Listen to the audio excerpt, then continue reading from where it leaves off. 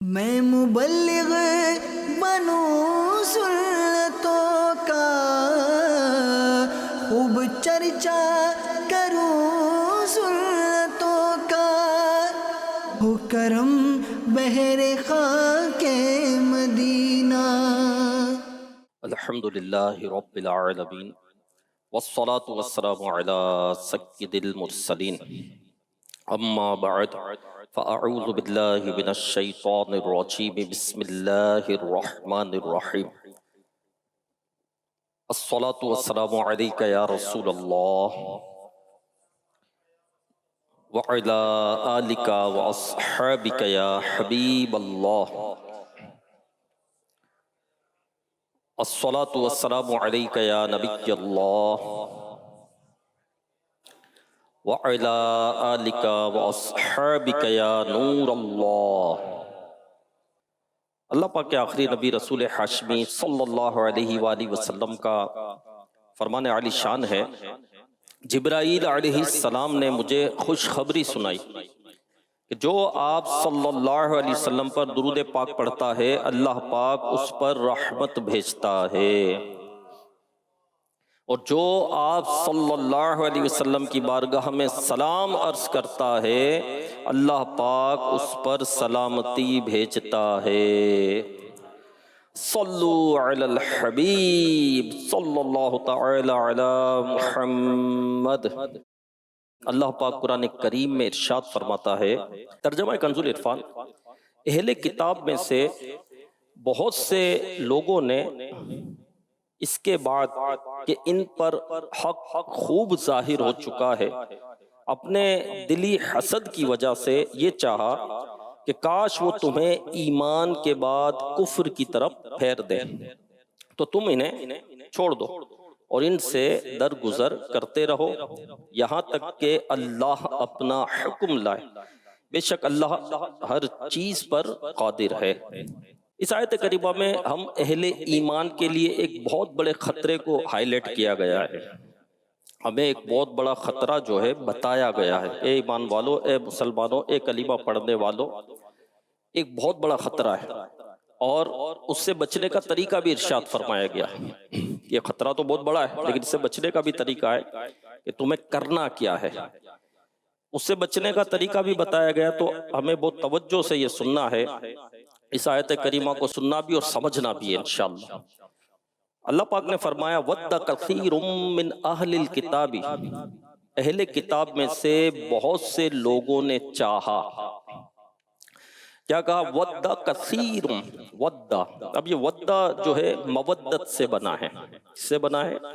مودت سے بنا ہے۔ ایک محبت ہوتی ہے کہ کسی چیز کی طرف جب رغبت ہوتی ہے تو اس کو محبت کہتے ہیں، اور بعض اوقات محبت احساس اور جذبات تک رہتی ہے، احساس ہوتا ہے، جذبہ ہوتا ہے، لیکن جو ہے وہ پریکٹیکل نہیں پایا جاتا، کہ محبت تو ہے لیکن پریکٹیکل نہیں پایا جاتا۔ لیکن مودت وہ ہے کہ یہ محبت، گہری محبت، شدید چاہت، یعنی محبت کی انتہا، کہ محبت بھی ہے اور ساتھ ساتھ جو ہے وہ پریکٹیکل بھی پایا جاتا ہے۔ فور ایگزامپل اس کو یوں سمجھے کہ ایک امیر ہے، ایک غریب ہے، یہ دونوں دوست ہیں۔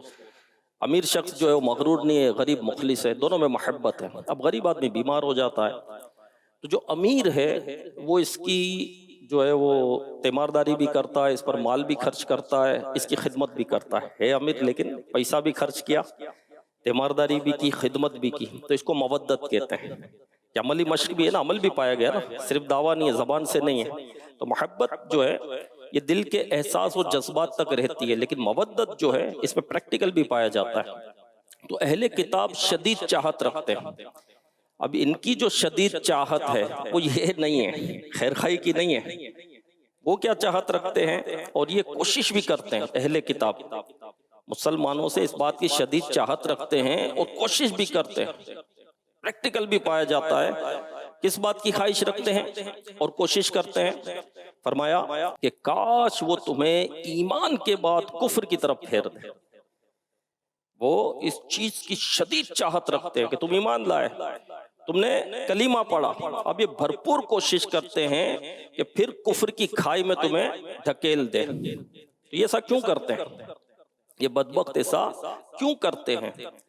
فرمایا اس کے بعد کہ ان پر حق خوب ظاہر ہو چکا ہے اپنے دلی حسد کی وجہ سے، یعنی یہ خود جانتے ہیں کہ اسلام جو ہے سچا دین ہے، اللہ کے محبوب جو ہیں یہ آخری نبی ہیں، اور یہ وہی آخری نبی ہیں کہ صدیوں سے جن کا انتظار تھا، اسلام کی روشنی پوری طرح پھیل رہی ہے، یہ وہ چمکتا سورج ہے جس کا اندھا بھی انکار نہیں کر سکتا، ان کو سب پتا تھا، ساری نشانیاں ان کے پاس تھی، اس کے باوجود یہ دل کے اندھے خود کلمہ نہیں پڑھتے، ساتھ ہی مسلمانوں کو بھی جہنم کی طرف کھینچ لینے کی بھرپور کوشش کرتے ہیں۔ کیوں؟ اس لیے کہ ان کے دلوں میں حسد کی بیماری ہے، ان کے دلوں میں حسد کی بیماری ہے، یہ جلتے ہیں۔ اللہ پاک نے سورہ بروج میں فرمایا، ترجمہ کنز العرفان، اور انہیں مسلمانوں کی طرف سے صرف یہی بات بری لگی کہ وہ اس اللہ پر ایمان لائے جو بہت عزت والا، ہر تعریف کے لائق ہے۔ ان کو کیا برا لگا کہ یہ اللہ پر ایمان لائے، یعنی مسلمانوں کا تو ان سے کوئی جھگڑا نہیں تھا، ان کی کوئی جائیدادیں تو نہیں دبائی تھی، ان کی زمینوں پر تو قبضے نہیں کیے تھے، مسلمانوں کی جو بات ان کو بری لگی وہ کیا لگی کہ اللہ پر ایمان لائے، جو تمام مخلوق کا خالق ہے، جو آسمان کو کھڑا کرنے والا ہے، زمین کو بچھانے والا ہے، ستاروں کو معلق کرنے والا ہے، سورج کو نکالنے والا ہے، ہاں نا؟ تو ان کو یہی بات بری لگی نا، ورنہ مسلمانوں کا تو ان سے کوئی جھگڑا نہیں تھا، مسلمانوں نے تو ان کا کچھ نہیں بگاڑا تھا۔ حضرت بلال حبشی رضی اللہ تعالیٰ عنہ پر امیہ بن خلف نے کتنے ظلم کے پہاڑ توڑے، کتنی تکالیف تھی، آپ غلامی کی زندگی گزار رہے تھے، تو امیہ بن خلف جو ہے وہ جب انتظار کرتا تھا، جب وہ گرمی شدت کی ہو جاتی اور مکے کی ریت جو ہے وہ تپنے لگتی، تو حضرت بلال رضی اللہ عنہ کو جو ہے پیٹ کے بل لیٹا دیتا تھا اس تپتی زمین پر، اور وہ اتنی تپ رہی ہوتی تھی اور شدت کی گرمی ہوتی تھی کہ اگر کوئی گوشت کا ٹکڑا رکھ دے تو وہ پک جائے۔ جی ہاں، حضرت بلال رضی اللہ عنہ کو اس پر لٹایا جاتا اور سینے پر بہت بڑا پتھر رکھ دیا جاتا تاکہ ہل بھی نہ سکے۔ ہاں، یہ غیر مسلم جو ہے حضرت بلال رضی اللہ عنہ کو باندھ دیتے تھے اور بچوں کے ہاتھ میں دے دیتے تھے، مکے کی گلیوں میں یہ بچے ان کو گھسیٹتے تھے، معاذ اللہ، استغفر اللہ۔ جی ہاں، حضرت بلال رضی اللہ عنہ پر کتنی تکالیف آئی، لیکن حضرت بلال رضی اللہ عنہ کی زبان پاک سے نکلتا احد احد احد احد، اللہ ایک ہے، اللہ ایک ہے، اللہ ایک ہے۔ اتنا ظلم اسی لیے ڈھایا نا کہ تم ایمان لائے، تم ایمان سے پھر جاؤ، لیکن حضرت بلال رضی اللہ عنہ کے کردار نے بتا دیا کہ تم کچھ بھی کر لو، ظلم و ستم کی جتنی چاہے آندھیاں جو ہے وہ انڈیل دو، لیکن میں ایمان سے نہیں ہٹنے والا، اللہ ایک ہے، اللہ ایک ہے، اللہ ایک ہے۔ اور حضرت سیدنا صدیق اکبر رضی اللہ تعالی عنہ نے حضرت بلال رضی اللہ عنہ کو جو ہے وہ خرید کر آزاد کیا۔ آپ نے دیکھا کہ اتنی تکلیفیں یہ امیہ بن خلف دے رہا ہے، تو آپ نے ایک مرتبہ دیکھا تو آپ نے فرمایا تو بلال کے حق میں اللہ سے نہیں ڈرتا؟ تو کہا چپ ہو جاؤ، تمہیں نے تو اس کو بگاڑا ہے۔ پھر آپ نے امیہ بن خلف سے حضرت بلال رضی اللہ عنہ کو لیا، آزاد کروایا، اور پھر آپ نے بھی آزاد کر دیا۔ تو حضرت بلال رضی اللہ عنہ کا کیا جرم تھا؟ یہی تھا نا، احد احد، یہ مقدس جرم تھا کہ اللہ ایک ہے، اللہ ایک ہے۔ حضرت عمار بن یاسر رضی اللہ عنہ نے ابو جہل کا کیا بگاڑا تھا؟ تو آپ کی جو والدہ حضرت سمیہ رضی اللہ عنہ، اس کو ابو جہل نے قتل کیا، نیزہ مار کر قتل کیا۔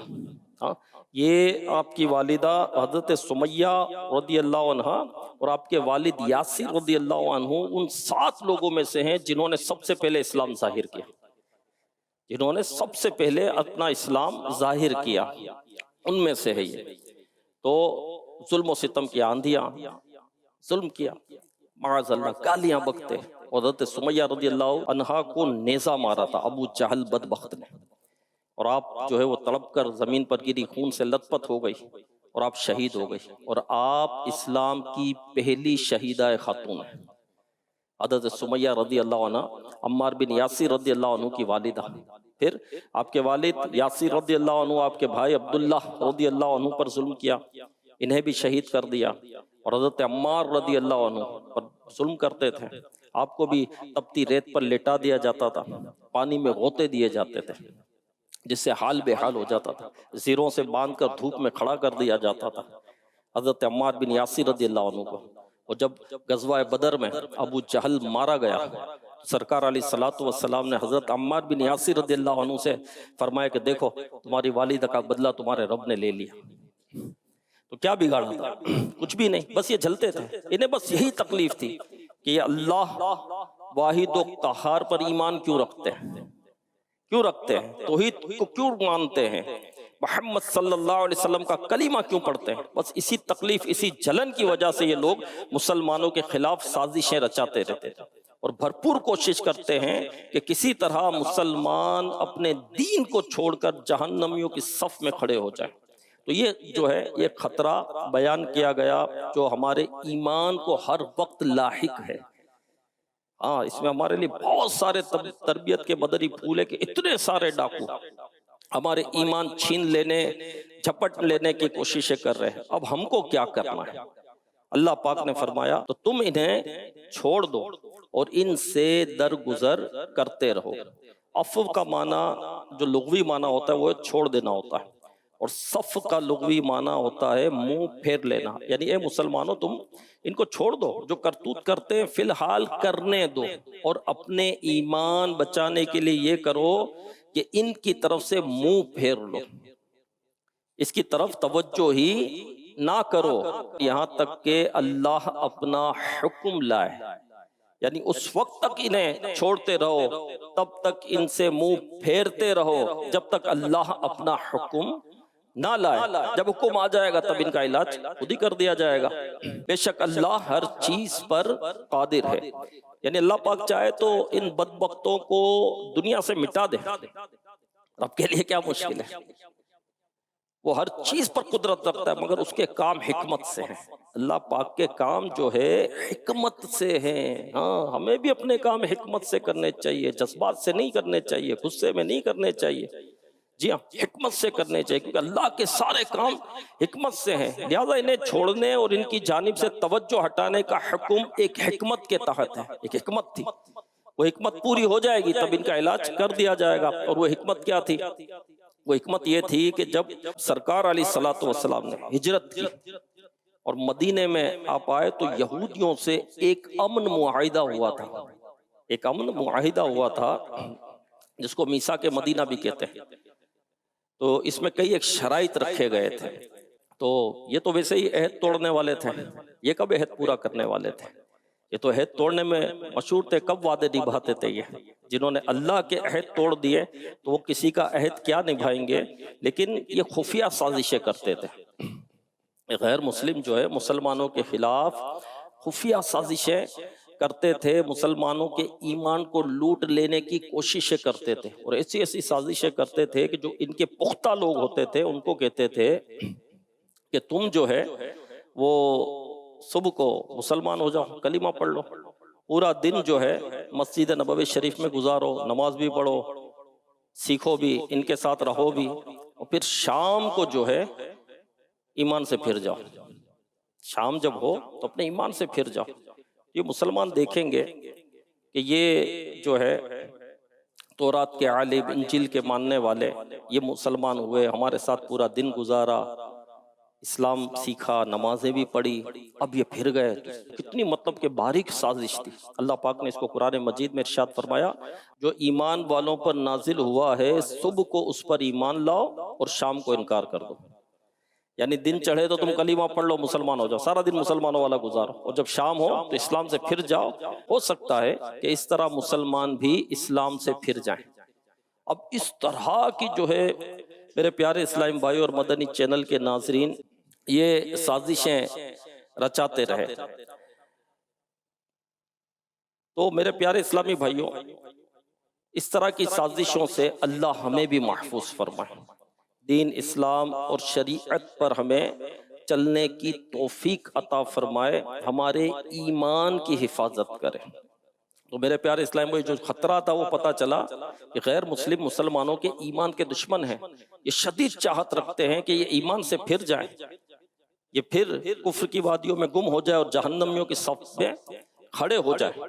ٹھیک ہے، تو ایمان جو ہے میرے پیارے اسلام بھائیو، سب سے بڑی نعمت، سب سے بڑی دولت جو ہے ہمارا ایمان ہے. ایمان نہیں تو کچھ بھی نہیں. ایمان ہوگا وہ مسلمان ہوگا نا، اور جنت بھی ایمان والوں کے لیے، مسلمانوں کے لیے. بعض مسلمان معاذ اللہ استغفر اللہ اپنے گناہوں کے سبب جو ہے وہ جہنم میں جائیں گے، لیکن پھر وہ جنت میں آ جائیں گے. وہ جنت مسلمانوں کے لیے.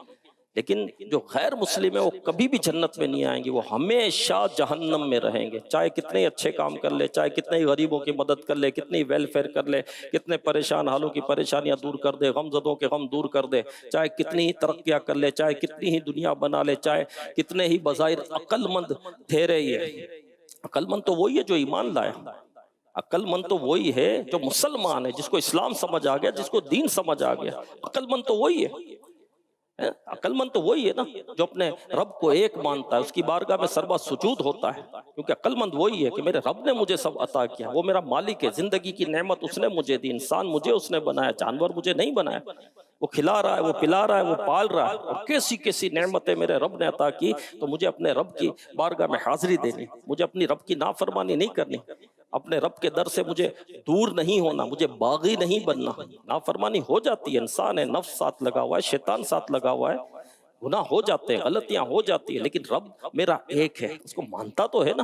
تو میرے پیارے اسلام بھائی، ایمان کی حفاظت سب سے زیادہ ضروری ہے، ایمان سب سے بڑی دولت ہے، ہاں سب سے بڑی دولت جو ہے مال نہیں ہے، سونا نہیں ہے، چاندی نہیں ہے، زمین نہیں ہے، جائیداد نہیں ہے، ایمان سب سے بڑی نعمت اور سب سے بڑی دولت ہے۔ مال بھی نعمت ہے، اولاد بھی نعمت ہے، یہ بھی نعمتیں ہیں، لیکن اس کا نمبر پہلا نہیں آتا، سب سے بڑی نعمت کیا ہے؟ ایمان۔ اور سیدنا صدیق اکبر رضی اللہ عنہ فرماتے ہیں کہ ایمان کے بعد جو سب سے بڑی نعمت ہے وہ صحت ہے۔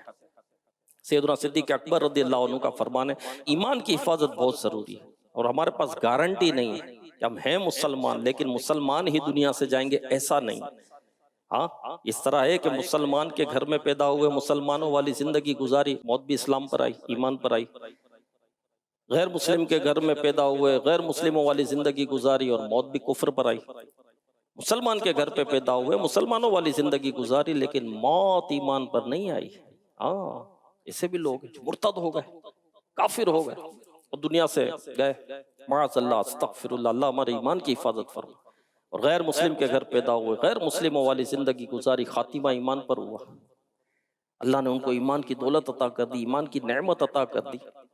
تو ایمان کی دولت جو ہے یہ بہت بڑی دولت ہے، بہت بڑی نعمت، ایمان ہے تو سب کچھ ہے، پھر نیکی بھی ملے گی، ثواب بھی ملے گا، اجر بھی ملے گا۔ ایمان نہیں ہے کتنے ہی نیک کام کر لو، ثواب نہیں ملے گا، اجر نہیں ملے گا، آخرت نہیں ملے گی، جنت نہیں ملے گی۔ جی ہاں، یوں سمجھیے کہ ایک شخص تھا، ایک مثال سے میں سمجھانے کی کوشش کرتا ہوں، ایک شخص تھا، بڑا غریب تھا، گاؤں میں رہتا تھا، کلاش تھا، تنگ دست تھا، وہ ایک جگہ پر بیٹھا ہوا تھا تو ایک اللہ کے نیک بندے وہاں سے گزرے، اور اس نیک بندے نے، گرمی کا موسم تھا، کہا پانی پلا دو، انہوں نے فوراً پانی پلا دیا اس شخص نے، تو پیاس بجھی، ٹھنڈک ہوئی، راحت ملی، سکون ملا، تو کہا کہ تم کو میں انعام دیتا ہوں، تو اس نے ہاتھ بڑھایا تو اس ہاتھ پر اس نے ایک لکھ دیا اس اللہ والے نے۔ اب ہوا یہ کہ اس کو روزانہ 1 روپیہ ملنے لگا، ایک لکھ دیا تو 1 روپیہ ملنے لگا، یہ تو بڑا خوش ہو گیا کہ روپیہ مل رہا ہے بیٹھے بیٹھے۔ پھر وہاں بیٹھا تھا، کچھ وقت گزرا تو ایک اور اللہ والا وہاں سے گزرا، اس کو بھی اس نے پانی پلا دیا، تو اس نے کہا لاؤ میں تم کو تحفہ دیتا ہوں، ہاتھ بڑھایا تو ہاتھ پر 1 لکھا تھا تو اس نے 0 بنا دیا، تو 1 تو لکھا ہوا ہی ہے، اب اس کو 10 روپے مل رہے ہیں روزانہ۔ پھر کچھ وقت گزرا تو ایک اور شخص گزرا اسی طرح، تو اس کو بھی پانی پلایا تو اس نے 1 اور 0 بنا دیا، تو اب روز 100 روپیہ مل رہا ہے۔ ایک اور گزرا تو 1000 روپیہ اب روز مل رہا ہے، اب یہ تو بڑا امیر و کبیر ہو گیا، مال کی ریل پیل ہو گئی۔ اب جو ہے جب مال کی ریل پیل ہو گئے تو جب مال آتا ہے تو تکبر بھی آ جاتا ہے، غرور بھی آ جاتا ہے۔ اب پہلے بیٹھ کر خود پانی پلاتا تھا یہ، اب اس نے اپنی عزت میں اس کو کبھی محسوس کیا کہ میں تو اتنا مالدار، اتنا پیسے والا، اتنی دولت والا ہوں، اب میں پانی پلاؤں، تو اس نے پانی پلانا چھوڑ دیا، وہاں بیٹھنا بھی اس نے چھوڑ دیا، روز 1000 روپیہ مل رہا ہے، پیسوں کی ریل پیل ہے۔ وہی پہلے والے بزرگ جنہوں نے 1 لکھا تھا، ان کا گزر پھر وہاں سے ہوا تو دیکھا کہ وہ شخص تو یہاں نہیں ہے، تو پوچھا کسی نے وہ کہاں گیا، تو وہ تو بڑا امیر و کبیر ہو گیا، بڑا پیسہ آ گیا اس کے پاس۔ اچھا کہاں ہے وہ؟ وہاں ہے، یہ ملنے وہاں چلے گئے، جب جا کر دیکھا تو مغرور ہو چکا تھا، بڑا غرور اس کے اندر آ گیا تھا، تو آپ نے جو ہے اس کے ہاتھ سے 1 مٹا دیا۔ اب 1 جب مٹا دیا تو پھر 3 0 0 ہے، 0 تو 0 ہوتے ہیں، 0 تو کچھ بھی نہیں ہے، 0 آپ 1 2 3 کر لو تو 0 ہی ہے، لیکن اس سے پہلے 1 ڈالو تو 1000 ہو جاتا ہے، 4 0 کر لو کچھ نہیں ہے، 1 اس سے پہلے ڈالو تو 10,000 ہو جاتا ہے، 5 0 کر لو تو کچھ بھی نہیں ہے، 1 پہلے ڈالو تو 1 لاکھ ہو جاتا ہے، ٹھیک ہے نا، 7 0 ڈال دو، پہلے کچھ نہیں ہے تو صفر ہی ہے سارے کے سارے، لیکن ایک ڈال دو تو کیا ہو جاتا ہے؟ 1 کروڑ ہو جاتا ہے۔ اسی طرح رب بنتا ہے، اسی طرح خرب بنتا ہے۔ تو ایک جو ہے نا یہ ایمان ہے، کہ جب ایمان ہے تو ساری نیکیاں ہیں، جو بھی نیک عمل کرو گے اس کا اجر بھی ملے گا، اس کا ثواب بھی ملے گا، اور اللہ راضی بھی ہوگا۔ اور کوئی اربوں روپیہ خرچ کر دے، ایمان نہیں ہے، اچھے کام میں خرچ کیا لیکن ایمان نہیں ہے، تو اس کو ملنا کچھ نہیں ہے۔ اصل ایمان ہے میرے پیارے اسلامی بھائیو۔ تو ایمان کی فکر ہمیں کرنی ہے، ایمان کی حفاظت کی ہمیں کوشش کرنی ہے، کہ سب سے بڑی دولت ہے، ہمارا سب سے بڑا سرمایہ ہے، یہ وہ عظیم دولت ہے جو ہمیں ہمیشہ کی زندگی میں راحت دلائے گی۔ ساری فضیلتیں، ساری عنایتیں، ساری نعمتیں، ان سب کی اصل جو ہے وہ ایمان ہے۔ اور جس کے پاس ایمان نہیں ہے، جس کے پاس ایمان نہیں ہے، وہ حقیقت میں انسان کہلانے کا حقدار بھی نہیں ہے۔ اللہ پاک نے قرآن کریم میں فرمایا اولئک کالانعام بل ہم اضل،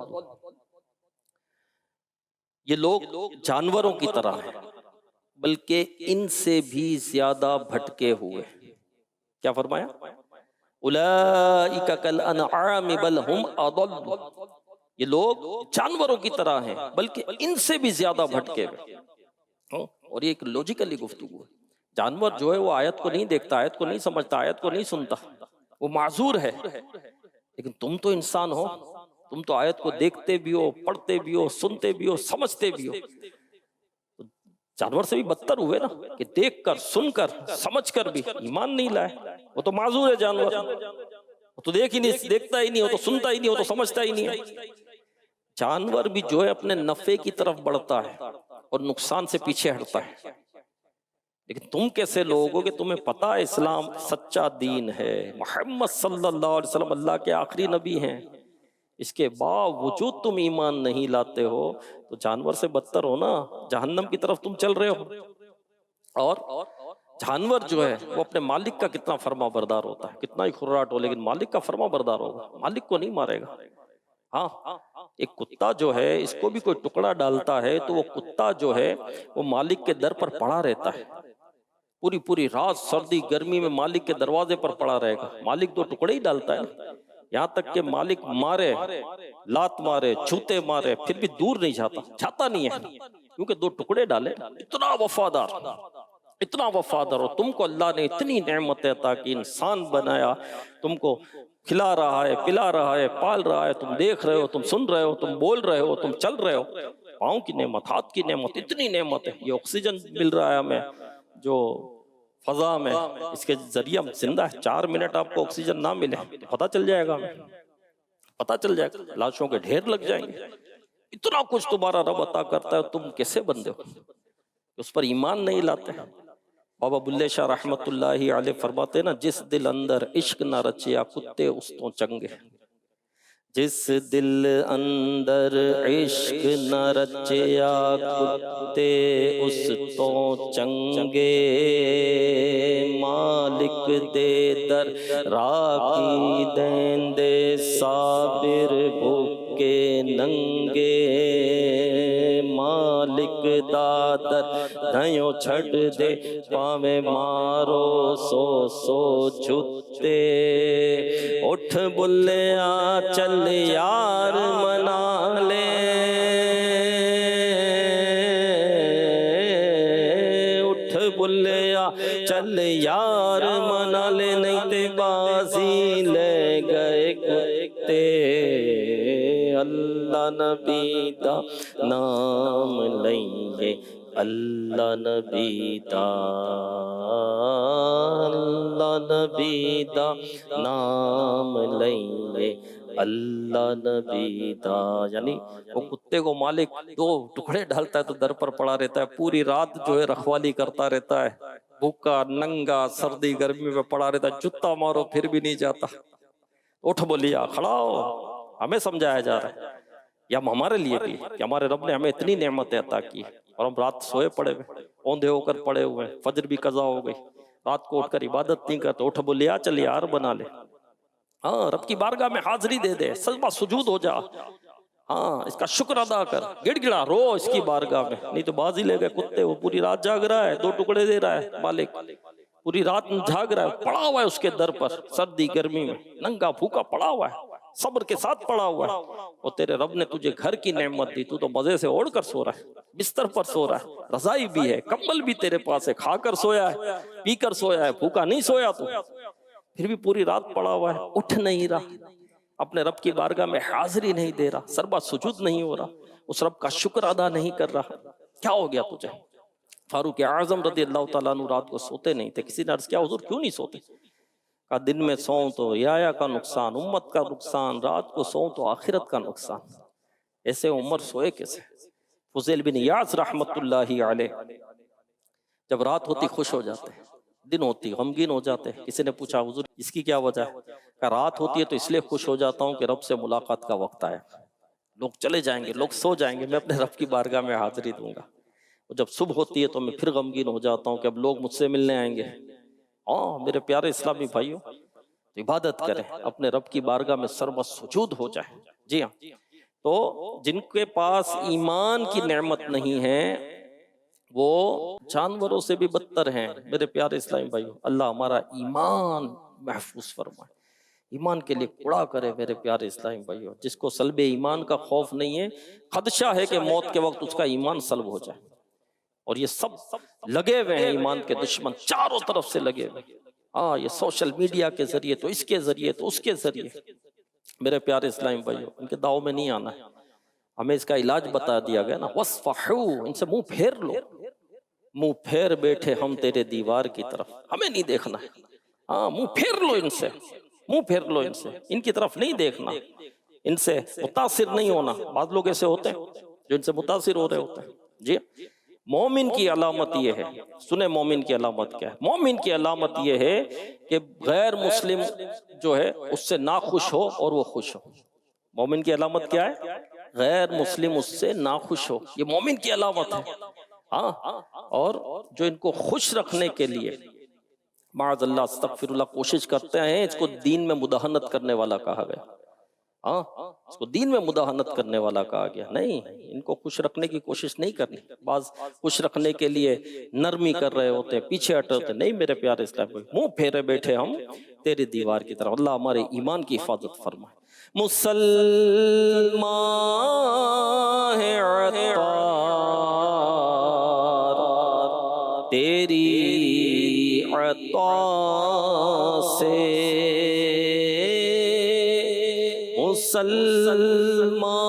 مسلمان ہے عطار تیری عطا سے،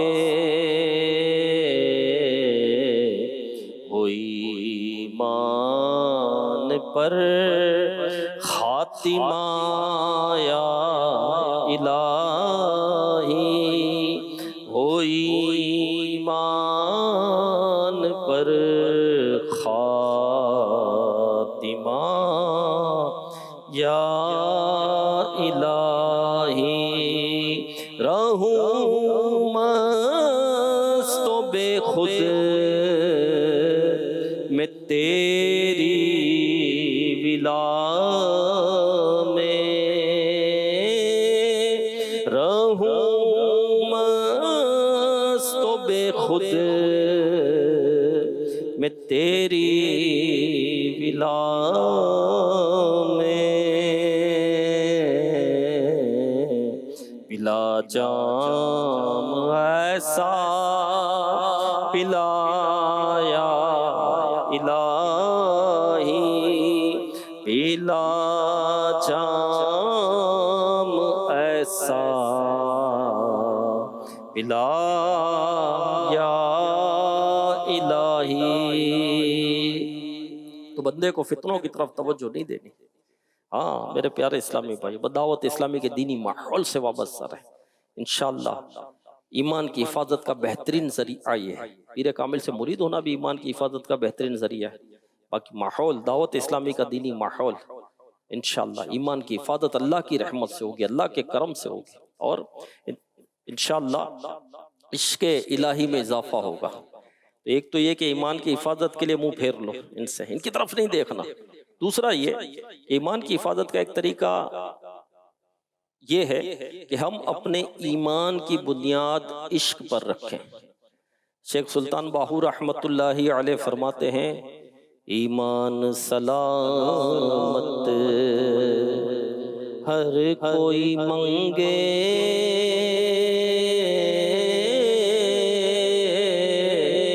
عشق سلامت کوئی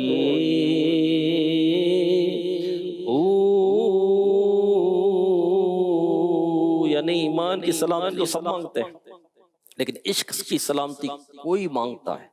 حالانکہ عشق سلامت رہ گیا تو ایمان خود ہی محفوظ ہو جائے گا. اس لیے چاہیے کہ عشق کی سلامتی مانگے، اپنے عشق میں، محبت الہی میں، عشق رسول میں کسی قسم کی کمی نہ آنے دیں. جی ہاں، اپنا عزیز وہ ہے جسے تو عزیز ہے، ہم کو ہے وہ پسند جسے آئے تو پسند. ہاں میرے پیارے اسلام بھائیوں، جب غزوہ احد ہوا، آپ جانتے ہیں کہ غزوہ احد میں مسلمانوں کو بڑی مشقتیں اٹھانی پڑی تھی. اس غزوے میں رسول اللہ صلی اللہ علیہ وسلم کے دندان مقدس شہید ہوئے. حضرت امیر حمزہ رضی اللہ عنہ کی شہادت بھی اسی وقت ہوئی تھی. غزوہ احد سے واپس لوٹے تو غیر مسلموں نے حضرت حذیفہ بن یمان اور حضرت عمار بن یاسر رضی اللہ عنہما کو گھیر لیا. کہنے لگے حذیفہ، اے عمار، دیکھو اگر اسلام سچا دین ہوتا، اللہ پاک کے ہاں مقبول ہوتا، تو خود بتاؤ کہ اللہ پاک احد میں تمہاری مدد نہ فرماتا. سازش دیکھو کتنی باریک سازش ہے، ایمان سے پھیرنے کے لیے دیکھو، ہتھ کنڈے دیکھیں. کیا معاذ اللہ اللہ پاک کی اتنی قدرت بھی نہیں کہ اپنے مقبول دین اور پیارے بندوں کو مٹھی بھر غیر مسلموں کے خلاف مدد فرمائے؟ اس سے ثابت ہوتا ہے کہ اسلام سچا دین نہیں ہے. اب یہ دلیل تو بڑی بھاری تھی. ہمارے ہاں بھی غیر مسلم اس طرح کے ڈورے ڈال رہے ہوتے ہیں کہ دیکھو جی دین اسلام سچا ہوتا تو غیر مسلموں کو اتنی ترقی کیوں ملتی ہے، چاند پر کیوں پہنچ جاتے، انہوں نے اتنی اونچی اونچی بلڈنگز بنا لی وغیرہ وغیرہ، وہ امیر کبیر ہو گئے. اگر دین اسلام سچا ہوتا تو یہ سب کچھ مسلمانوں کو نہ ملتا. اب میں کمزور ایمان والے لوگ اس چکر میں بھیج جاتے ہیں. ہمارے لیے تو آخرت ہے، ہمارے لیے جنت ہے. مومن کے لیے تو دنیا قید خانہ ہے. زندگی کتنی ہے، مختصر ہے، مرنے کے بعد موت تھوڑی آئے گی. ہاں جنت میں ہمیشہ کی نعمت ہے، کوئی غم نہیں، کوئی پریشانی، کوئی دکھ نہیں، کوئی آزمائش نہیں. خیر قربان جائیے صحابہ کرام علیہ رضوان کے ایمان پر یہودیوں نے بڑا موقع دیکھ کر بڑے وقت پر جال پھینکا تھا، مگر سامنے بھی تو محبوب ذیشان صلی اللہ علیہ وسلم کے جان نثار تھے. غیر مسلموں کی اس دلیل پر عمار رضی اللہ عنہ نے فرمایا باقی باتیں تو چھوڑو، تم یہ بتاؤ تورات شریف کے مطابق وعدہ توڑنا کیسا ہے؟ بولے وعدہ توڑنا تو بہت بری بات ہے، گناہ کا کام ہے. فرمایا بس پھر میں محمد صلی اللہ علیہ وسلم کے ہاتھ میں ہاتھ دے کر یہ وعدہ کر چکا ہوں کہ مرتے دم تک ایمان سے نہ پھروں گا. اب چاہے کچھ بھی ہو میں ہرگز وعدہ نہیں توڑ سکتا. وہ دم بخود ہو گئے، سمجھ گئے کہ عمار تو ہاتھ نہیں آئیں گے. اب یہ حضرت حذیفہ رضی اللہ عنہ کی طرف متوجہ ہوئے. کہا حذیفہ تم کیا کہتے ہو؟ آپ نے فرمایا رضیت باللہ ربا وبالاسلام دینا وبمحمد صلی اللہ علیہ وسلم نبیا. میں اللہ کے رب ہونے پر، اسلام کے دین ہونے پر اور محمد صلی اللہ علیہ وسلم کے نبی ہونے پر راضی ہوں. اب چاہے مشکل آئے، چاہے پریشانی آئے، احد میں مشقت اٹھانی پڑی یا بدر میں فتح ملی، مالداری نصیب ہو یا قربت کی سعادت ملے، میں بس اپنے محبوب صلی اللہ علیہ وسلم کا غلام ہی بن کر رہوں گا. یہود نے ان دونوں حضرات ذی وقار کے ایسے عاشقانہ جوابات سنے تو بولے رب موسیٰ کی قسم تمہارے دلوں نے محمد صلی اللہ علیہ وسلم کا جام پی لیا ہے. سبحان اللہ. پیارے اسلام بھائیو، فتنے ہزار ہیں، بس ہمارا یہی انداز ہونا چاہیے، بحث میں نہ پڑے. بس فائنل بات ہے اپنا عزیز وہ ہے جسے تو عزیز ہے، ہم کو ہے وہ پسند جسے آئے تو پسند. اللہ پاک ہمیں عشق کی سلامتی نصیب فرمائے، ایمان پر استقامت عطا فرمائے. تو دعوت اسلامی کے دینی ماحول سے وابستہ رہنا ہے، قافلوں میں سفر کرنا ہے، سنتوں پر عمل کرنا ہے، محبت اطاعت کرواتی ہے میرے پیارے اسلامی بھائیو. ہاں آقا علیہ الصلوۃ والسلام سے محبت ہے ہمیں. ہاں اب ہمیں سنتوں پر عمل کرنا ہے، اجتماعات میں شرکت کرنی ہے، نیکی کی دعوت دینی ہے اور ان سے منہ پھیر لینا ہے. ہاں کسی کی طرف منہ نہیں کرنا، سے منہ پھیر لینا ہے انشاءاللہ. صلو علی الحبیب صلی اللہ تعالی علی محمد. دعوت اسلامی کے آئی ٹی ڈپارٹمنٹ نے بچوں کی تربیت کے لیے اہم فریضہ کو مد نظر رکھتے ہوئے ایک بہت ہی پیاری موبائل اپلیکیشن لانچ کی ہے جس کا نام ہے کلمہ اینڈ دعا. یہ موبائل اپلیکیشن ہے، اس اپلیکیشن کے ذریعے بہت آسان انداز سے بچوں کی تربیت کی جا سکتی ہے۔ اس اپلیکیشن میں بچوں کے لیے 6 کلمے آڈیو کی صورت میں حروف کی ادائیگی اور ترجمے کے ساتھ روزمرہ کی 16 مختلف دعائیں، مثلا پانی پینے کی دعا، کھانا کھانے سے پہلے اور بعد کی دعا، دودھ پینے کی دعا، دودھ پینے کے بعد کی دعا، سوتے وقت کی دعا وغیرہ، حروف کی ادائیگی اور ترجمے کے ساتھ مختلف موضوعات پر سنتیں اور آداب وغیرہ شامل ہیں۔ اپنے موبائل میں یہ اپلیکیشن انسٹال کر کے فائدہ اٹھائیے اور دوسروں کو بھی ترغیب دلائیے۔ کیا نام ہے؟ کلمہ اینڈ دعا اس اپلیکیشن کا نام ہے۔ ایک دعا بھی ہم سیکھتے ہیں کہ جو کوئی روزانہ کسی بھی وقت اللہ پاک کا پیارا نام یا فتاحو، یا فتاحو پڑھیں، یا فتاحو، یا فتاحو، یا فتاحو، جو کوئی روزانہ یہ پیارا نام 7 بار پڑھے انشاءاللہ الکریم اس کا دل روشن ہوگا۔ اللہ پاک ہمیں عمل کی توفیق عطا فرمائے، آمین، بجاہ خاتم النبیین صلی اللہ علیہ وسلم۔ صلو علی الحبیب صلی اللہ علی محمد۔ میں مبلغ بنوں سنتوں کا، خوب چرچا کروں سنتوں کا، ہو کرم بہر خاک مدینہ۔